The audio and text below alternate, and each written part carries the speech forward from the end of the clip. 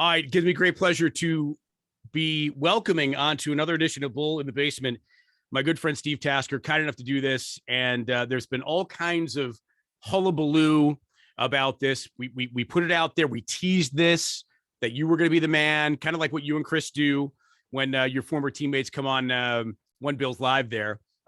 So now everyone watching finds out that, yes, the mystery guest was Steve Tasker himself.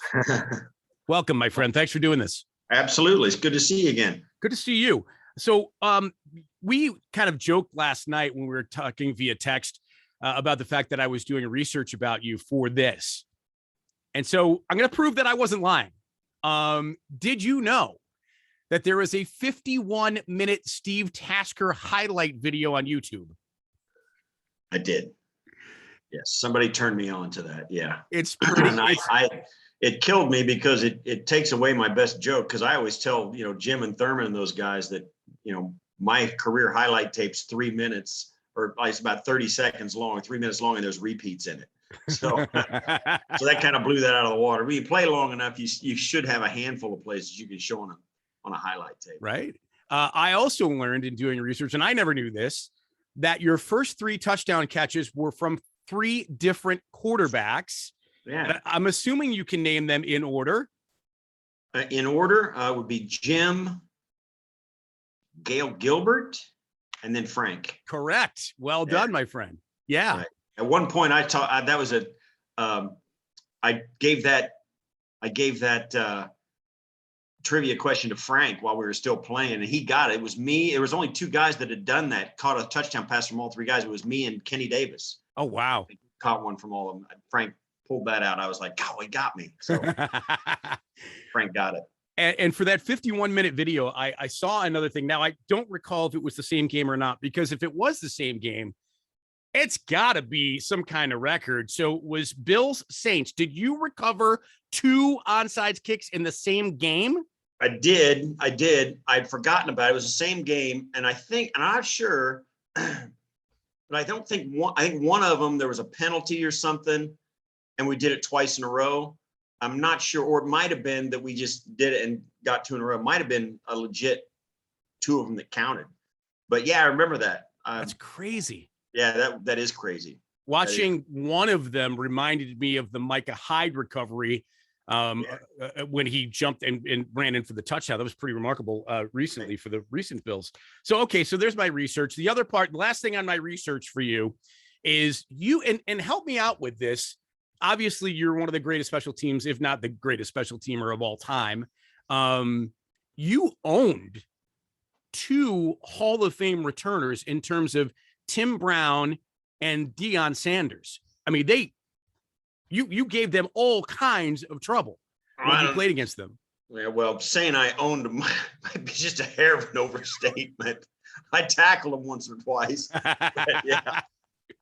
No, neither one of them returned one on us. A couple of guys did. Let's see. I think Tarek Vanover did once on us in Kansas City. Tamarick Vanover, and then the guy from Cleveland, Metcalf. Yes, Eric Metcalf. Yeah, I think he did it actually in a playoff game, which was a crusher for us. It was the Ronnie Harmon game, the right game, 1989. Yeah, which we all have tried to erase from our memory. Thanks for bringing it back. A good game. It was an amazing game. It was an amazing game. And is it true? And I've heard the story many times that they actually painted the dirt in that stadium green? Yeah. Oh, yeah. Oh, absolutely. And not only that, there were, how you get a sod, pieces of sod that they sod places with and everything. And you get, sods like, I don't know, they make it like 18 inches across and then they put it in a big roll. They had one piece of sod that was like 2.5 feet long and 18 inches, were just a square, like a throw rug, like a welcome mat. Tossed in the middle of a place, it was out there just sitting there by itself, like no grass around it, nothing. It was like, and it was in sand, green sand, and it just tossed this piece of sod out in the middle. I was just sitting there, like, what are they doing? It was an absolute atrocity, that stadium and the surface. It was awful. staying on surfaces, because now, of course, players in the NFL play on the plush turf that they play on, where you guys back in the day basically played on a carpet on top of concrete. Am I right? Yeah, pretty much. That couldn't have felt good when you were tackled or doing the tackling.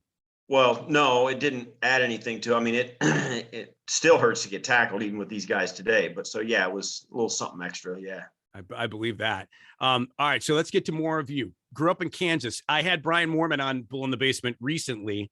He played 8-man football. Did you play 8-man football? No, I played 11-man. Okay. I played 11-man. Yeah, Brian was from Sedgwick, and when my dad and my family moved around. My dad was a minister, so he'd travel every 4 or 5 years. Every 6 years he'd move. And during my oldest brother's high school years, he played against Sedgwick as a high schooler.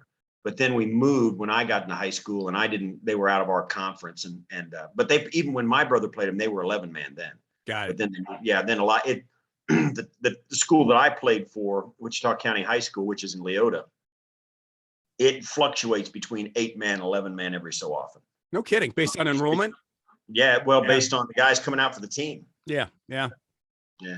Then from there, community college, and then to Northwestern. Now, were you at Northwestern? And let's be honest, and I know you'll agree with me, and I don't mean to make fun of it, but they were kind of, the doormat for a long time in the Big Ten, right? But yeah. I got there, they were 0-31 when I arrived. We started 0-3 in that season. And then after we lost 3 games to start the season, we went 3-5 to finish the year. So we were 3-8 at the end of the year. It was the happiest 3-8 football banquet you'll ever see. Dennis Green was the head coach, and a really good coach. I liked Dennis a lot. I thought he was a spectacular coach, smart and savvy and hard-nosed enough, But yeah, we struggled. We were 3-8, 2-9, 2-9 in my 3 years at Northwestern. And pretty much back then, the Big Ten was dominated. It was Michigan, Ohio State, and Iowa, pretty much, right? And throw in Michigan State every once in a while, right? Iowa, not so much, but yeah, all those teams, every team in the Big Ten dominated us. But we actually beat Michigan State my second year there, and it was the first road Big Ten game that Northwestern had won in over 10 years. Wow. So, do you still hold records there? I think you had the kickoff return record, yardage wise. Maybe. Yeah. Maybe. Yeah. Yeah, maybe. They've really turned it around. I mean, they've become a really consistent program out there. Pat Fitzgerald has done an outstanding job. He's a great dude. He played 10 years after I did at Northwestern, was on part of the Rose Bowl team with Gary Barnett as head coach, and it was phenomenal. Now, I went back 2 years ago to homecoming. It's the first time I've been back in 35 years. Because I was with the NFL, and I've been doing NFL stuff for all this time. So I'm still doing it. And I had never had time to even really take up the college game or go back and even, spend time with some of my teammates back there, or, go back to my alma mater in Northwestern. So I went back, my wife and I went back for their homecoming. It was AJ Epinez's senior year. And Iowa was playing Northwestern. We go back, and the transformation in the facilities that the Northwestern team has now, their facilities are spectacular. For a long time, Northwestern's, they didn't really dump any money into that program, or get, alumni weren't really interested in having it happen. And when Pat Fitzgerald got there, that changed. The facility there it's unbelievable. And I know a lot of college, like Alabama and Clemson and all those things, but picture an indoor practice facility that is above ground level, like by 30 feet. And one side of it is all open glass, and it's Lake Michigan. It's on the beach on Lake Wow. Michigan.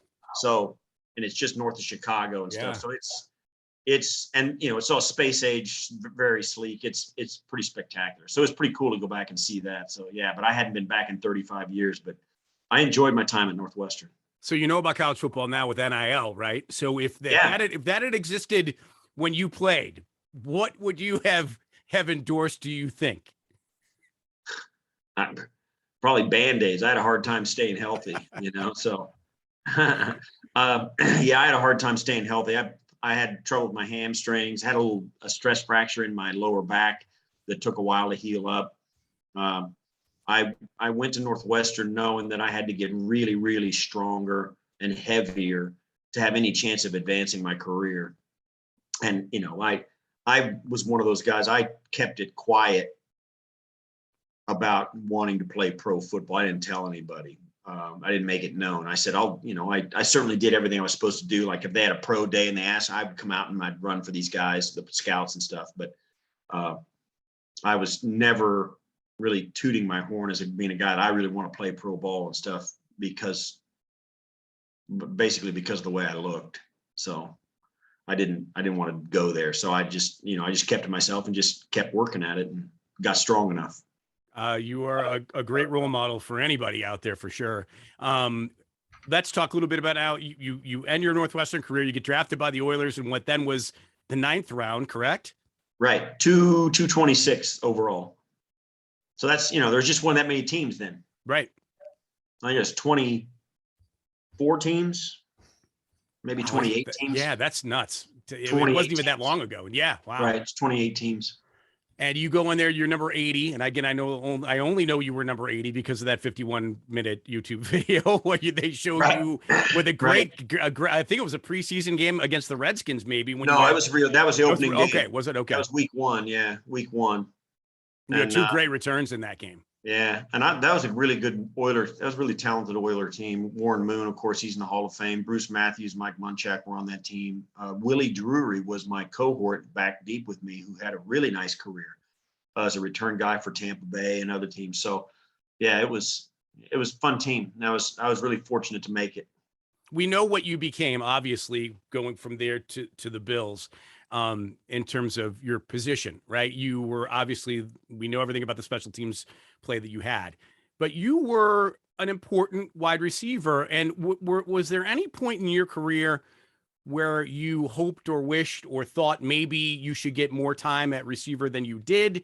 Or did you look around yourself and in that wide receiver room and say, well, we got this guy, this guy, this guy, and this is where I'm at? Yeah, no, I don't know. There were moments when I was an important wide receiver because I was the last guy standing. I was never really needed to fill that role until guys went down. And I'm sitting there behind, James Lofton and Andre Reed and either Don Beebe or whoever the other guy was. And no, I loved the role I had on the team. I loved the playing special teams. I liked being that guy. I liked the guys I played with. And when I did get in, I think it was like 1995 in the second half of 95 when I got on the field as a wideout when Andre got hurt and Billy Brooks was there. And basically there had been a bus wreck and I was the last guy standing. And I got a chance to play. And I realized how fun it was to be on the field all the time. That was fun. And I always remembered that being a special teamer, you're out there for one play and you're off. You forget what it's like to go out there and really play football. It was pretty fun. And I enjoyed it a lot. Do you recall back to special teams? I mean, obviously the rules have changed dramatically over the last, 20 years in terms of how special teams are handled with collisions and CTE and all of that. Do you recall any really significant, because again, I'll refer to that YouTube video where you are just trucking some guys, man, coming down as it from your gunner position, man. I mean, do you recall some of those huge collisions and were there times when you were like, wow? Yeah. I'm either most of the time, there's a couple of times when it hurt when I made a tackle, but the times when it's really dangerous for me was when I had the ball, when I was playing as a wide receiver, or kick returner, or whatever. That's when you really got whacked, and there, you had 11 guys looking for you, so it's hard to find space. So, yeah, I remember a ton of them. I had a couple of one of the catches on that highlight video you saw. Was a time when I got a concussion on a Monday night game in San Francisco and missed the rest of the game. There's been a couple other times, and there's a time in the video where I blocked Jeff Fiegel's punt. He whacked his head on the old turf in the stadium, and he was out. So there, yeah, it was pretty prevalent back in the day. And I think that, it was a little, certainly the players were cavalier about it.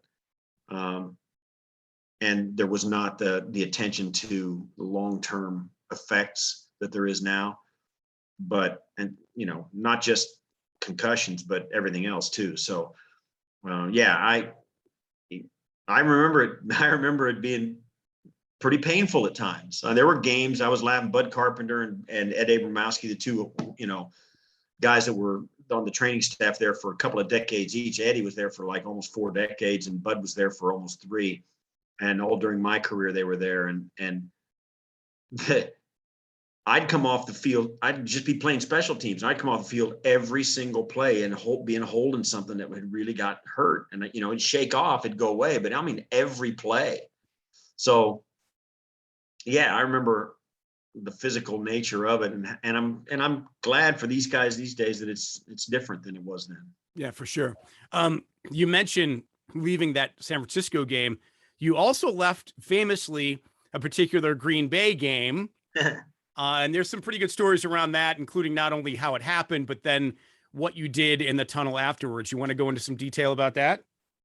Yeah, well, the punt bounces into the end zone, and it bounces and it hits Ray Jackson, one of our guys. And it didn't look like it did, and I didn't even think about it.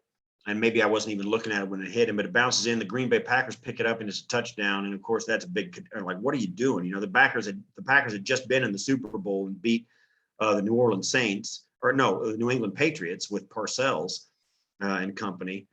And they were going back. We didn't know it, but this was next season, they were going to go back again and get beat by John Elway, right? So this was that good Super Bowl team, right? So I'm thinking, the referees just gave the Super Bowl champions a free touchdown in a home game.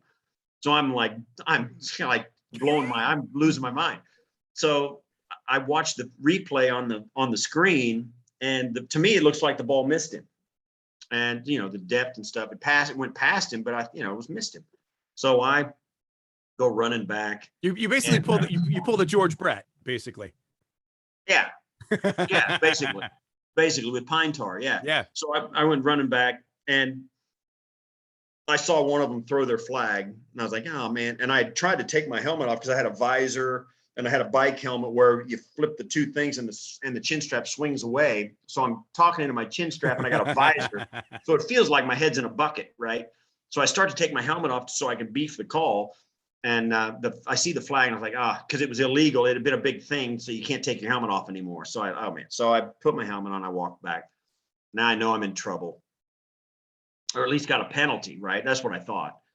And so I'm back, and it's Green Bay. It's the last game of the season. It's freezing cold. So I'm over at the turbo heater, and Chris Moore, bless his heart, the punter from Georgia, comes walking over. He says, you dumbass.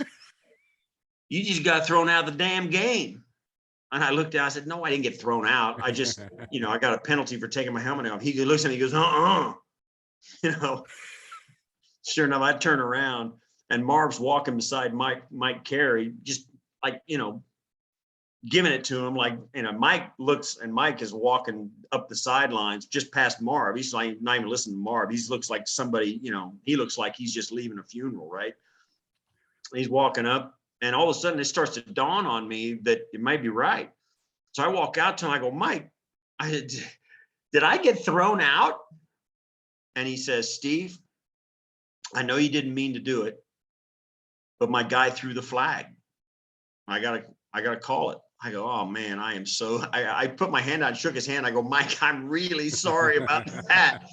Because it had been literally 10 minutes of real time. Forget the game is going on since the kickoff. It just happened. Hadn't even been 10 minutes. And he had, all 7 officials shook my hand. Reggie White, Brett Favre, Travis Jervey, Antonio Freeman, all these guys are out there as captains. I was the only team captain, whatever. And so I'm gone. So I'm gone. So I got to leave. He goes, yeah, you got to leave the sideline. So I walk over, and in Green Bay, famously, there's no seats because they covered up the tunnel with seats. So there's just a hallway coming out. So you walk in under the goalpost, and I'm, walk down, and there's stairs going up to the locker room, and his locker room attendant who, I don't know, I think at that time he was probably 115 years old. And he comes out, because he's watching the game. He leans out he comes out looking for me. And he goes, Steve, did you get thrown out of the game? I go, yeah, I did. He goes, well, what'd you do? And I said, you know what? He didn't tell me what I did, because I didn't realize I'd even touched anybody, right? I wasn't like that. I go, you know what? He didn't tell me. I don't even know. He goes, no. He goes, come on up and have a sandwich. So I did. I walked up. He had a beef on weck. Come on. Yeah, he had a beef on weck and in a little crock pot. And I'm still like radioactive. I mean, I'm still sweating. I got tape on my hands, on my gloves. My gloves are on, I'm taped on. I could, still go out and play. I'm like totally game ready. And I just set my helmet down, took a beef on weck. He gave me a Dr. Pepper, and that was it. By the way, that would have been what you should have, back to the NIL, because you drink Dr. Pepper pretty frequently. I watch you on OBL, and there you are throwing them back. That's your go-to, obviously. It is a diet or the regular thing. I like the diet too, the sweet one. Yeah, that's good. But yeah, I like Dr. Pepper. That's always been my thing. How did TV happen for you? I went to college at Dodge City Community College, and I wanted to get into radio, TV, film. And I wanted to be like, I thought I'd be a disc jockey, where I'd come out, go on the radio. Back then everything's different, right? So I'd go on the radio, be on a radio station and spin records and talk, right? And I was actually on the air my freshman year of college at KINF-FM in Dodge. It was a community college radio station. So me and a buddy of mine, one of my teammates, we had a thing on Friday nights. We, play music on this rock station. And then I went to Northwestern and got into communications. And with, I wanted to be a public speaker. I wanted to be a radio announcer, that kind of thing. So I did that and got my degree. So I got drafted thinking, I was going to play pro football. So I got the NFL, played 1 year, my rookie year. I got hurt, had a knee injury my rookie year and couldn't finish it. I got after 8 games, and came back my second year and got hurt again, and it was off. And then when they tried to activate me, of course, the big story about me coming to Buffalo. So I get to Buffalo, finish out the 87 season, and go come back and I think it's 88 when we go 12-4. And I asked Rick Azar, the Channel 7 sports director, if I can come in and intern. Right? I asked Van Miller, Rick Azar, and Ed Kilgore. Ed Kilgore. Yeah. And Rick Azar was the most enthusiastic. And I said, okay, I'm doing it. So I came in and I interned at Channel 7 twice a week in the off season, running tapes around, logging tapes, just, seriously being getting coffee, whatever. This was after I'd been to the Pro Bowl once, right? So, wow. So that happened. Season happens. 89 happens. 1989 happens. There's a big change. There's some changes over there. And I come back and I said, hey, Rick, I want to do it again. I want to do the internship thing again. He goes, and like him and Bob Kaczynski and all those guys are going, oh, you're serious. You really do want to do this. I go, yeah, I really do. And they go, oh, they thought, it was like a test, right? They just let me hang around for an entire off season. And then it took me coming back another off season for them to really take me serious. So I come back, I do that. Then in 1990, AM Buffalo, Linda Pellegrino got that job. And they said, let's have you on once a week on Monday mornings.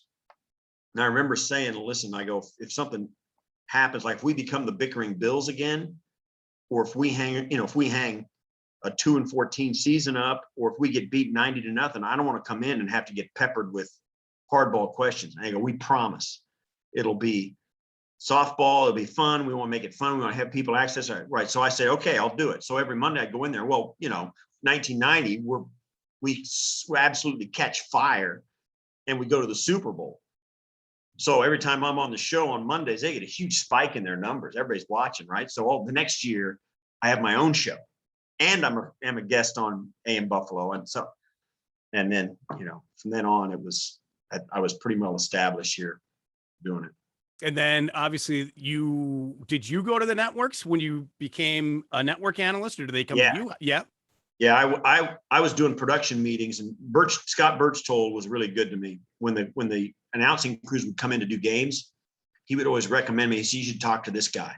And that gave me a chance to get in the room with producers, directors, and talent and see how they did their thing, and to get an idea about it.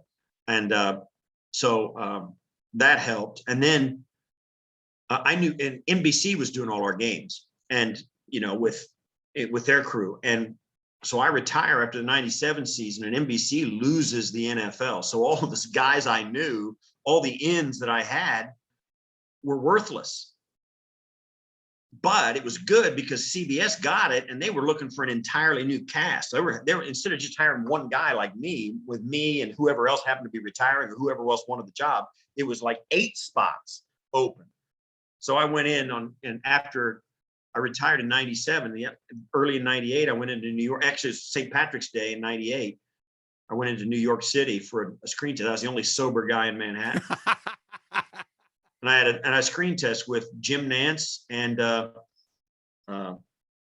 gosh, now I forgot his name. The center from the 49ers. Randy Cross. Randy Cross, yeah. Jim Nance and Randy Cross put me through my paces in the for the job. And a week or two later, they called me and offered me the job. And you've been doing it ever since, for the most part. And well, I've been doing it up until I did it for 21 years, and then right. The last 2 years, this will be my 3rd year out of CBS. Right. But obviously, famously, your probably most famous television occurrence happened in the Super Bowl, in the 49er Ravens Super Bowl in the Superdome.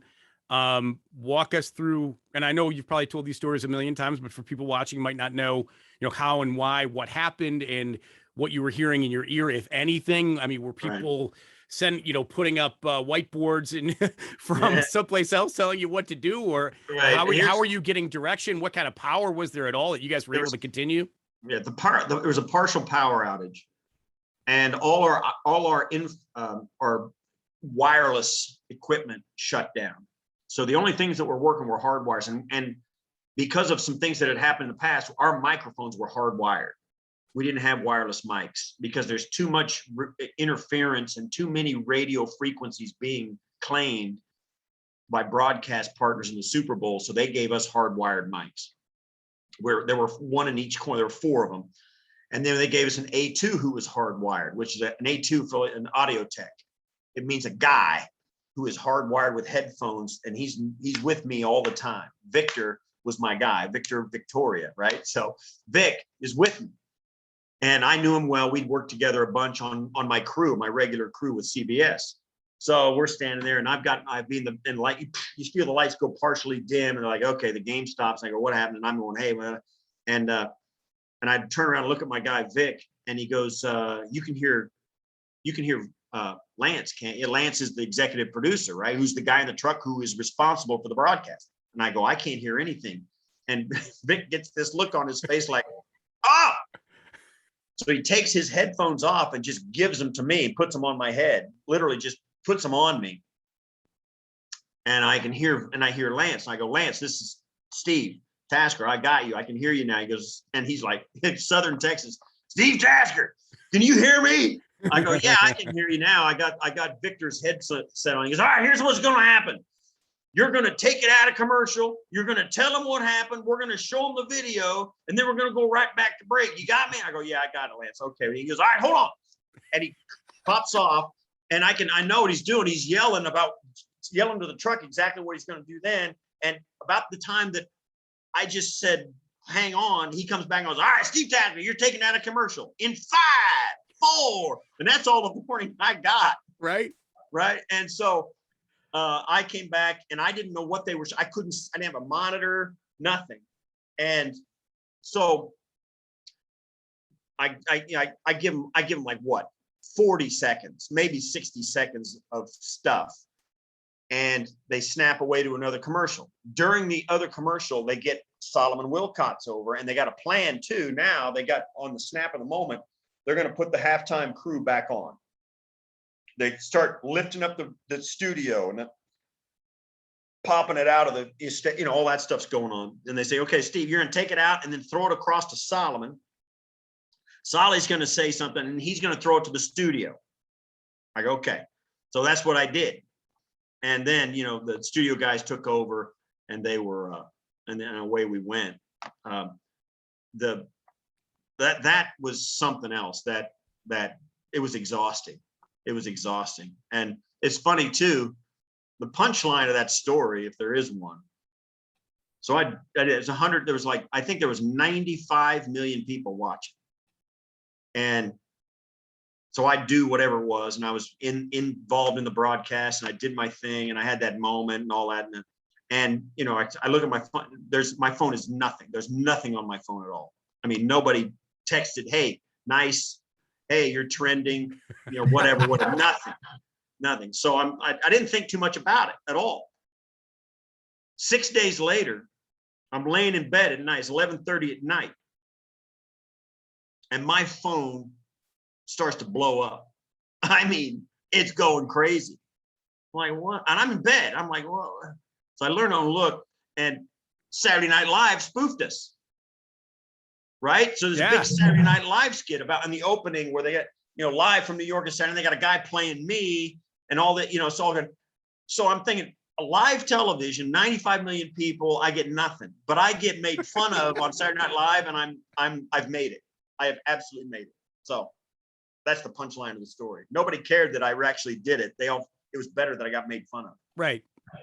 But that's pretty damn good. Most people don't get referenced on Saturday Night Live. If you have, it probably means there's some sort of affection for you. Yeah.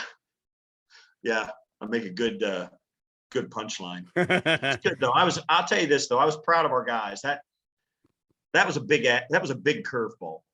And I thought they handled it really well. I thought they did a nice job because we got absolutely no information that we could use from the air. I know Mike Kinseth, who's a big time guy for the NFL, he stayed just out of my hard Mike's wire reach, so I couldn't get him on camera. I go, will you come on camera?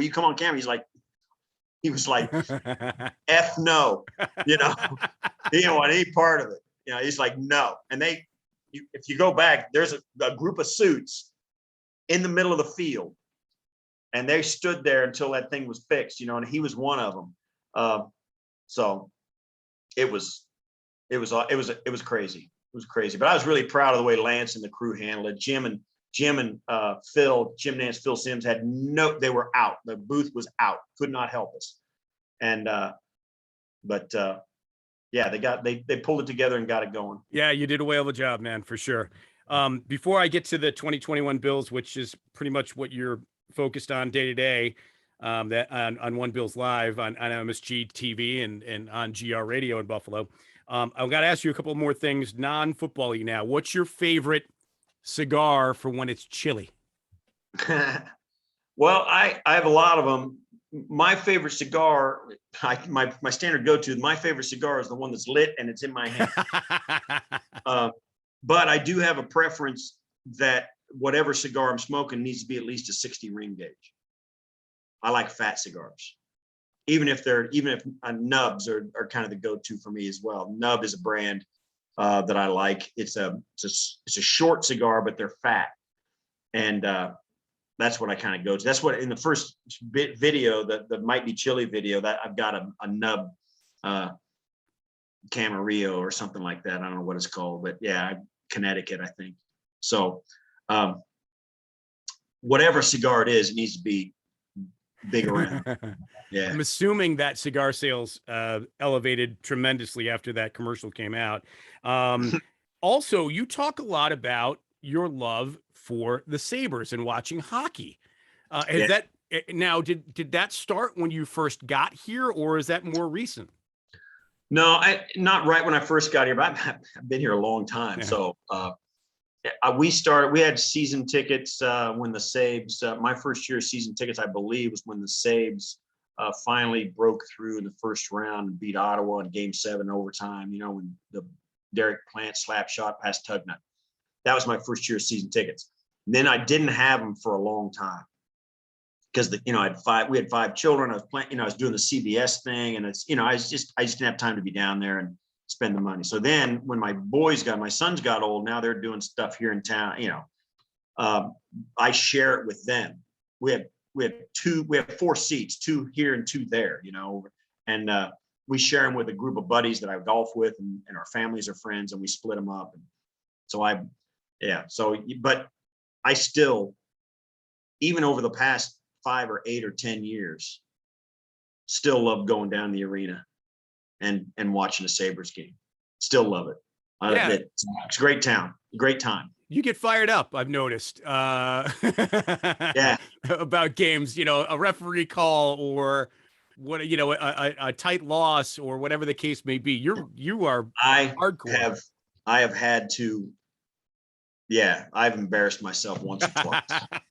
Not many times, but maybe once or twice where I hooted loud at a quiet spot in the arena. Yeah, I don't like doing that, but sometimes I should get thrown out of that game, so. Can you skate? I can't, no, like a tin soldier. My boys can all skate. They all played hockey.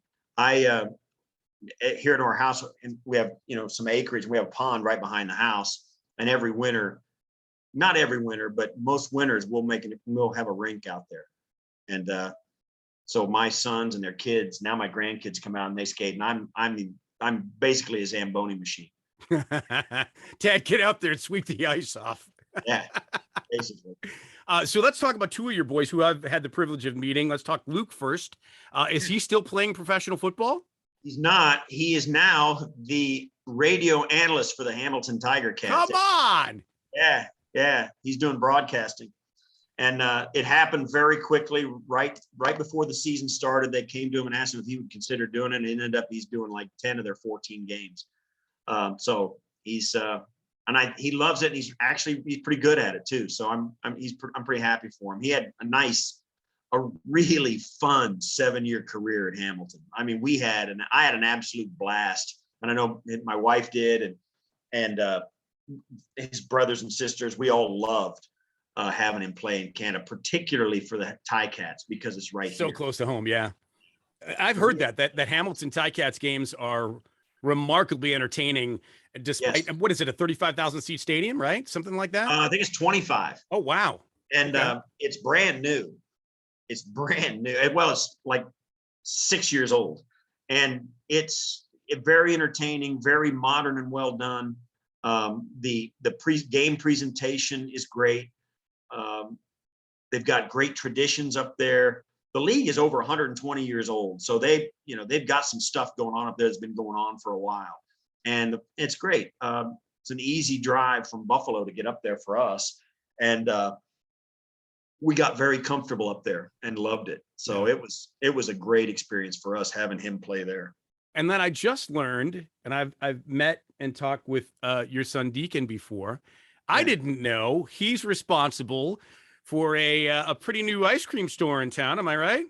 Oh yeah, Rosie's. Yeah, handcrafted ice cream. Yeah.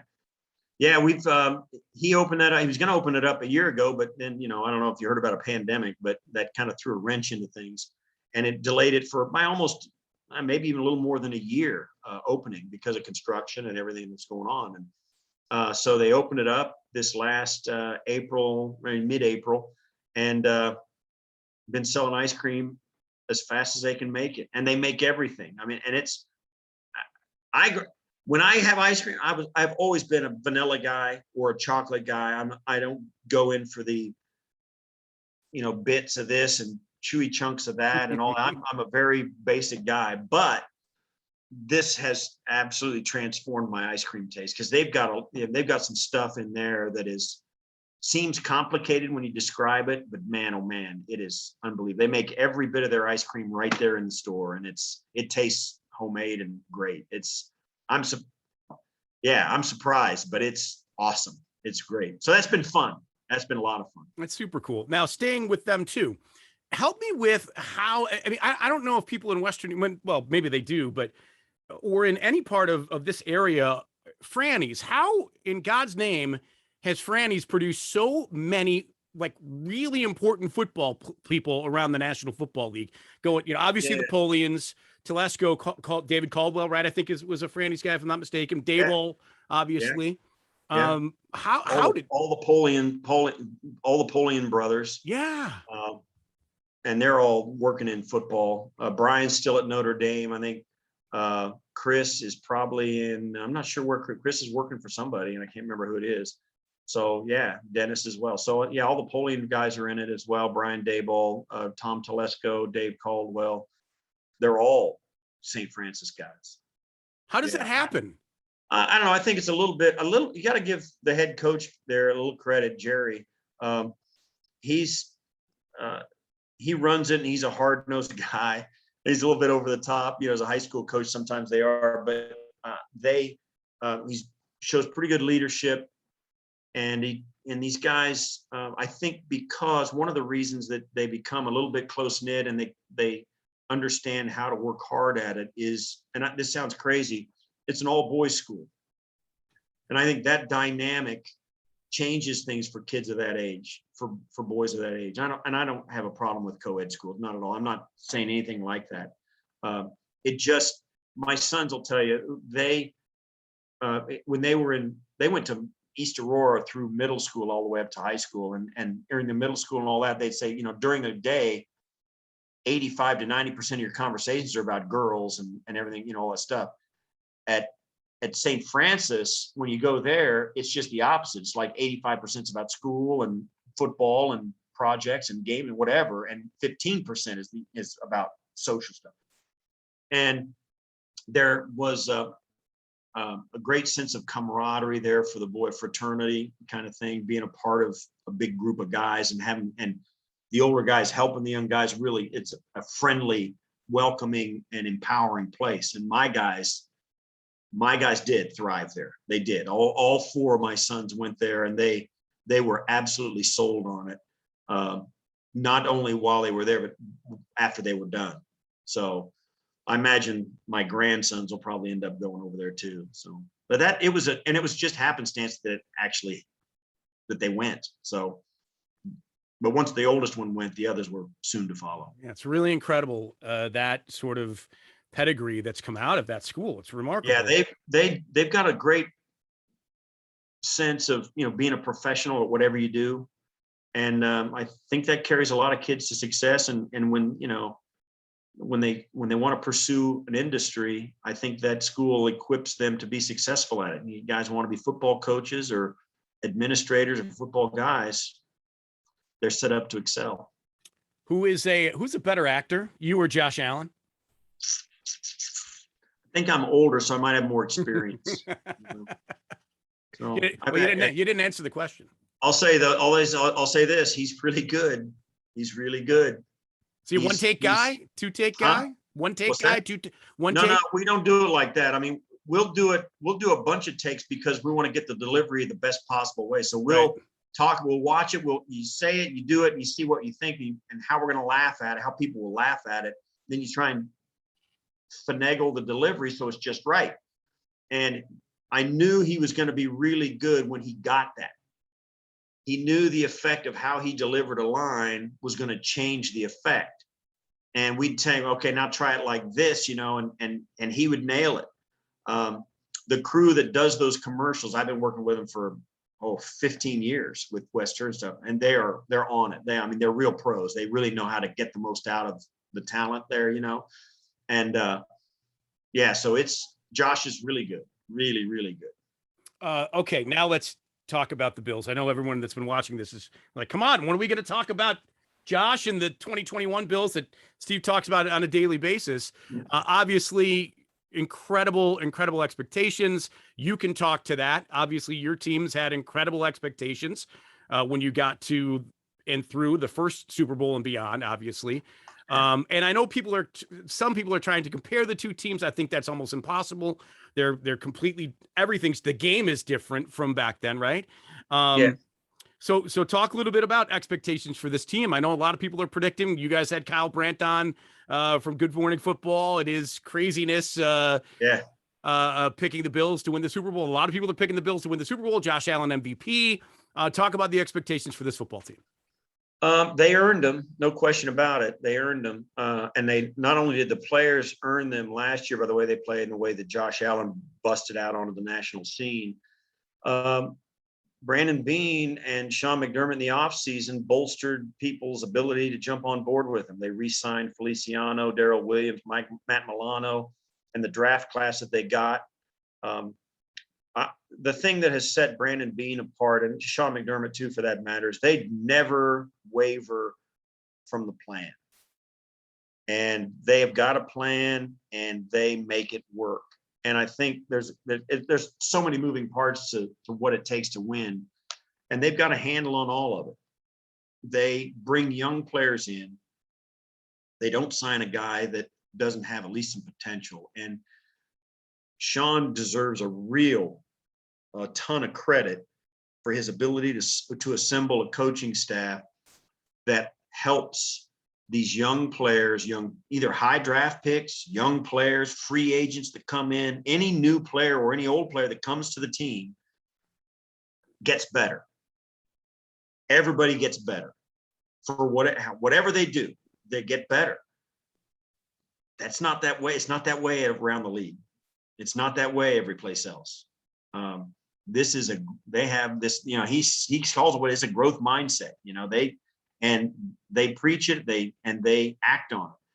So those expectations the team comes in with this year have been bolstered by the fact that this club is always trying to get better. Coaching staff, Sean owns it. He goes, I got to get better.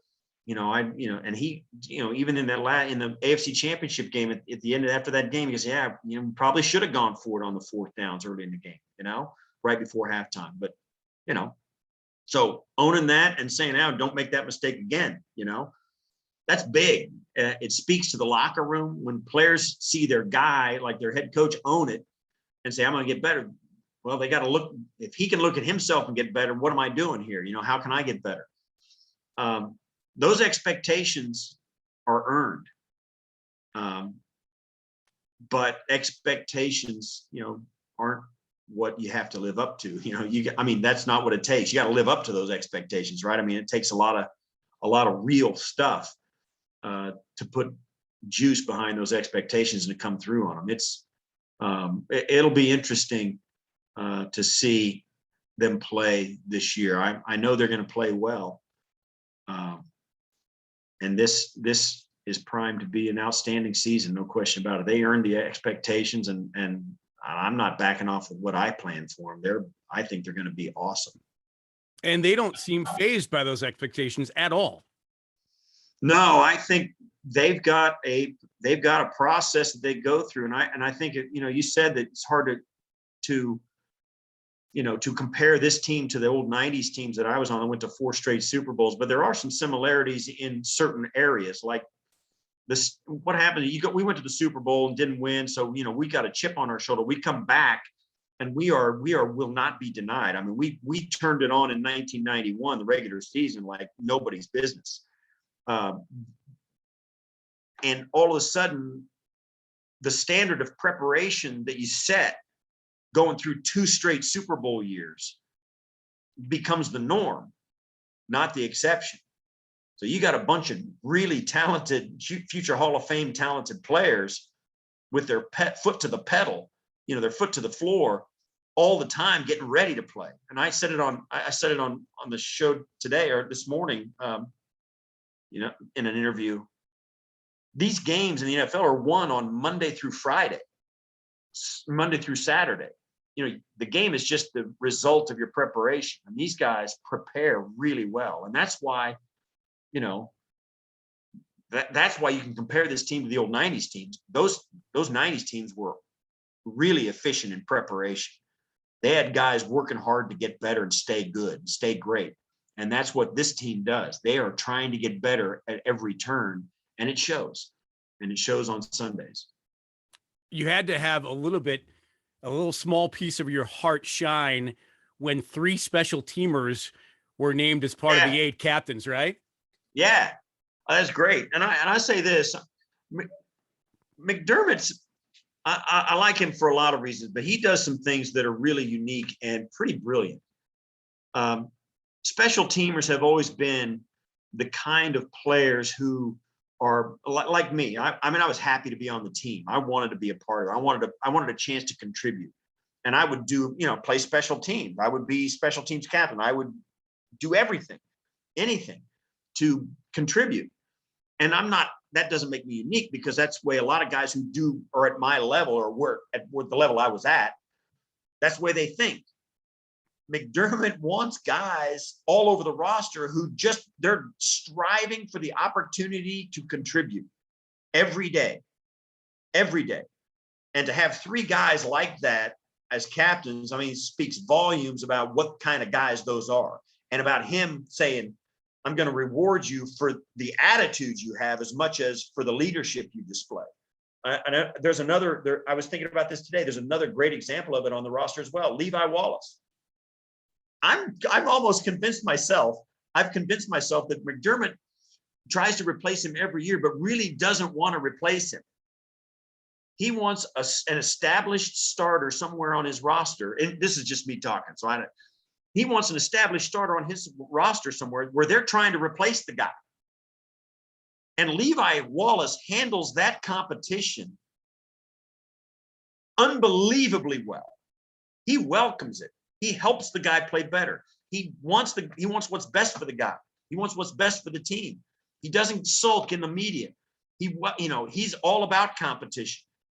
And McDermott, I'm almost convinced that McDermott wants to bring somebody in just barely not good enough to beat Levi Wallace out, to have the entire team watch him handle the adversity. I mean, that's a step beyond leadership for Chummy. That's unbelievable. It's brilliant, but it's brilliant. Yeah. Because it's an example, because Levi Wallace is a phenomenal guy, phenomenal human being, great kid. I mean, I wish he was one of my sons. He's an unbelievable dude. And to put him in an adverse situation and watch him handle it every day and say the things he does publicly and obviously privately as well. What an example for the rest of the guys on the roster. A starter. He's a 4-year starter. And he handles it like that. I mean, who's going to squawk about anything when you got a guy like that doing what he's doing? It's just brilliant. It's just brilliant. And so those 3 special teamers as captains is part of the same blueprint that McDermott has.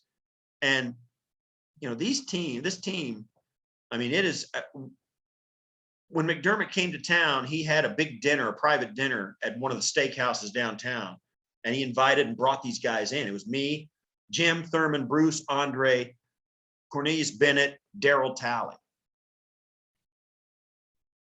I mean, and so you got those guys sitting around the table, Hall of Famers, all-time greats of the franchise. And he starts saying, okay, and he just says, hey, what's the deal? Why were you guys like that? Why go back year after year? And we started telling him this and that, and started sharing stories. And we're 5 bottles of wine deep, and we start talking about it and start saying stuff that was really important to us. And he takes his phone out and he starts texting somebody, and guys, we're still talking. He goes, guys, I'm not texting, because I'm writing this and I'm taking these down, about what was important and why it was important and all of that. So whatever he did, whatever we told him, I mean, he made it. Our stuff, our close knitness that we had, it happened organically, and it took 3 or 4 years to happen. He seemed to be able to do it in like 6 months. He said, if that's going to be important, I'm going to find out how to do it and make it happen instead of letting it happen. I'm going to do it at my pace, at a fast, accelerated pace. And that's why, the guy takes over a team that hadn't been to the playoffs in 17 years, gets to week 1 of the season. They make a couple of trades, and he gets hooted at in the press for tanking the season, trying to get a draft pick. And he ends up going with a roster that they thought was a tanking roster. He gets them to the playoffs. That's pretty special. So something he does with the culture and the chemistry and who he picks and how he picks them is pretty special, and it's beyond what we've seen for most head coaches here around the league and in Buffalo in particular. Yeah, man, you see the love that these guys have for each other every single day. When you see any kind of video from the practice setting, it's really pretty remarkable the way these guys are with each other. I mean, they literally, and they talk about it too, that they love each other and family and all of that. But it emanates. I mean, you see it all the time. It's going to be a fun year, and I know you're looking forward to it. The fan base is Bills Mafia is cranked up. They can't wait for Sunday. It's going to be incredible. And man, it's kind of a cool feeling to have for a change around here, to have these kind of expectations. It's been a long time as a fan base to think that, you know, we could possibly go to the Super Bowl and, more importantly, even win it with the team that's been assembled. So it's pretty cool. And they're going to be a fun team to watch. They're an easy team to take pride in, an easy team to love and watch. They're fun to watch, and you know, they're a great testament to a great city. The city and this team and the relationship is sitting probably in one of the best spots they've ever sat. Certainly in my time here, in my 34, 35 plus years here in Buffalo, this is as sweet a spot for Bills fans as they've ever had. No doubt about it. You've given me way too much time, my friend. I know you're crazy busy getting ready for the weekend, and of course your show tomorrow on One Bills Live on MSG here in Buffalo and wherever you can get it, and on WGR Radio. So we'll continue watching and listening. I love you for doing this. Thank you so much, man. You were a mentor for me when I was doing radio with the Bills, and I look forward to every time I could talk to you, because the stories that came out of your mouth were precious, put it that way. But I appreciate you doing this so much, man. Have a great year, and we'll talk to you again soon, okay? All right, Rich. Thanks, man. You bet. Thanks.